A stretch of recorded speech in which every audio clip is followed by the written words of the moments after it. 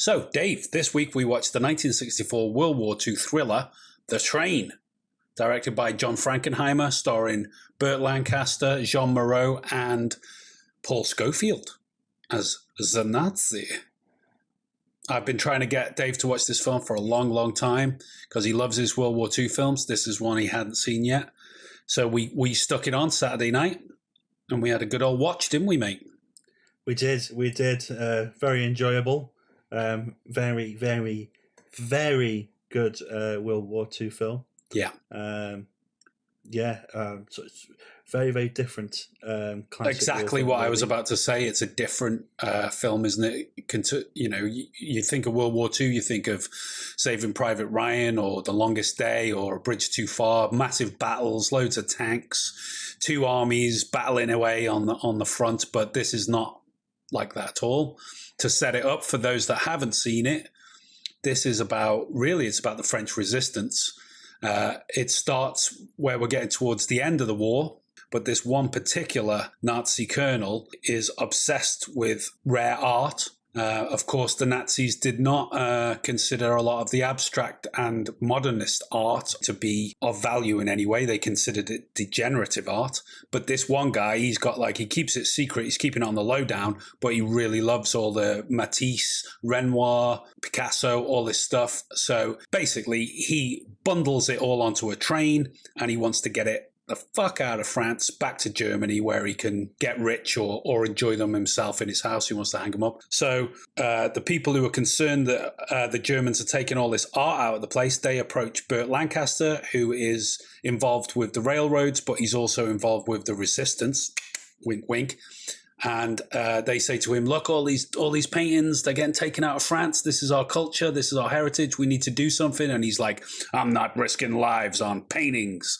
But one thing comes to another. He gets persuaded to get involved. And yeah, I should leave it there, shouldn't I, Dave? Say no more. That's the setup. Vive la France. Vive la France, mon frère. Yeah, it's, as we say, it's different. And I think that is the key phrase, because as you're saying, you think of The Longest Day, Bridge Too Far, The Dirty Dozen. I think of that period particularly, you're talking about the 50s and 60s war films. It was all very action-based. It was patriotic. It was really based on the Allies. And this isn't that. This is more personal. It's intimate. Yeah, and it's about the French resistance, which doesn't get covered much in... You're absolutely right. Go back to those days, the 60s.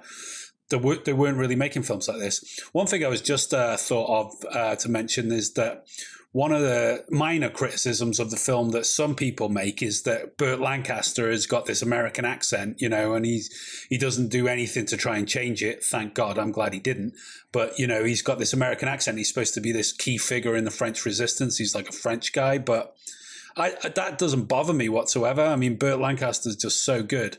And it makes me think of things like Hunt for Red October, and Sean Connery is supposed to be some kind of Russian submarine captain, but he sounds like a Scottish shit kicker. It reminds me of the heady days of Sputnik and Yuri Gagarin, when the world trembled at the sound of our rockets. Well, he will tremble again at the sound of our silence. So nobody really cares. It's like, when an actor is that magnificent, let them keep their accent as far as I'm concerned. It didn't bother me at all. And, I didn't think of it until it was you said afterwards that people had criticised it. And I just thought it didn't click to me at all and bother me. No? Because he's got such an interesting, unique voice. He has, that fits the character he's playing. Yeah. And actually, he doesn't say a great deal in the film. He's a very dialogue-like character. I just felt it worked and the whole context worked. But a great actor from that time, great film. This was kind of a big a film for him at the time. Sure. And he'd gathered up enough power. And, reading afterwards, it's very interesting because John Frankenheimer took over the film from another director, Arthur Penn. Arthur Penn, who famously did Bonnie and Clyde, amongst others. He was basically kicked off the film after only 3 days by Burt Lancaster. Wow, I didn't know that. I wonder what happened there. Well, apparently Penn wanted a more intimate film, focusing on the art and character development and stuff, whereas Lancaster was like, no, we need lots of action and emphasis on the high octane so that to ensure it's like a big film that's successful. Yeah. Particularly because his previous film, The Leopard, had failed quite badly at the box office. Okay. So he wanted a big action-packed smash hit. Yeah. And I think actually in the end you end up getting a nice compromise because there is deep story there. Yeah. And character development and yeah, it's very poignant, isn't it? About. You know, there's moments in there and you think, God, you know, it's quite heavy, really. It is. And then you do get the fancy explosions and stuff. Mate, this is where we've got to talk about this for just a second. The practical effects in this film are second to none. They actually crashed a couple of real full-size steam trains in this film. That was one of the selling points, wasn't it, to me, from me to you? I was like, you've got to watch it. They crashed some steam trains. It looks amazing.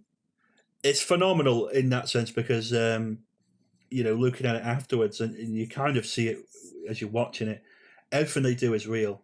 Yeah.